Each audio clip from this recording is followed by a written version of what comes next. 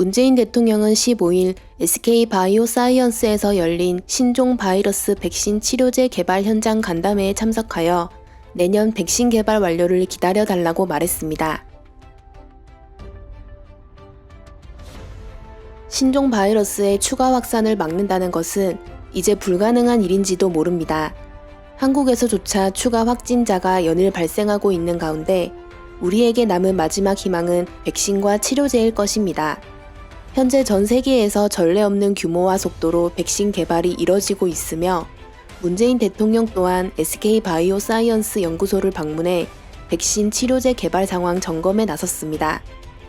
연구시설 시찰을 마무리한 뒤 국민의 안전과 보장되는 중요한 사안인 만큼 간담회에서 직접 현 상황에 대한 브리핑을 진행했습니다. 우선 치료제와 백신 개발 과정이 지금과 같이 순조롭게 진행된다면 치료제는 올해 안부터 본격적인 생산을, 백신은 내년까지 개발 완료를 기다릴 수 있게 됐다고 밝혔습니다.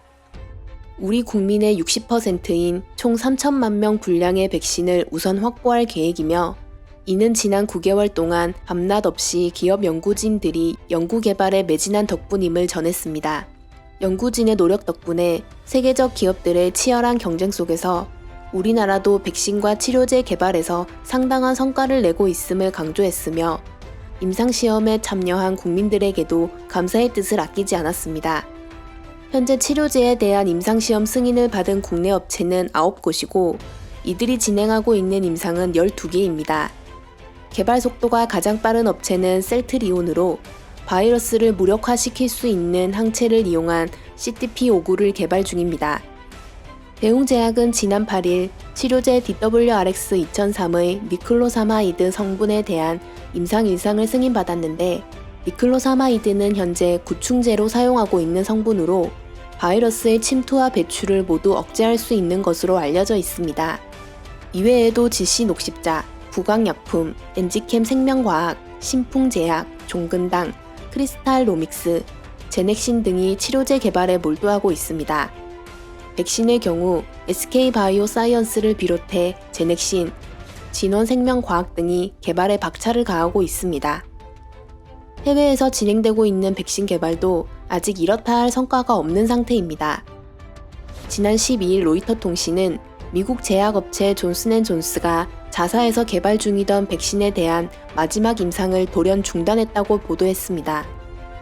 지난달 23일 신종 바이러스 환자 6만 명을 대상으로 한 시험에서 원인을 알 수 없는 부작용 사례가 나왔기 때문입니다.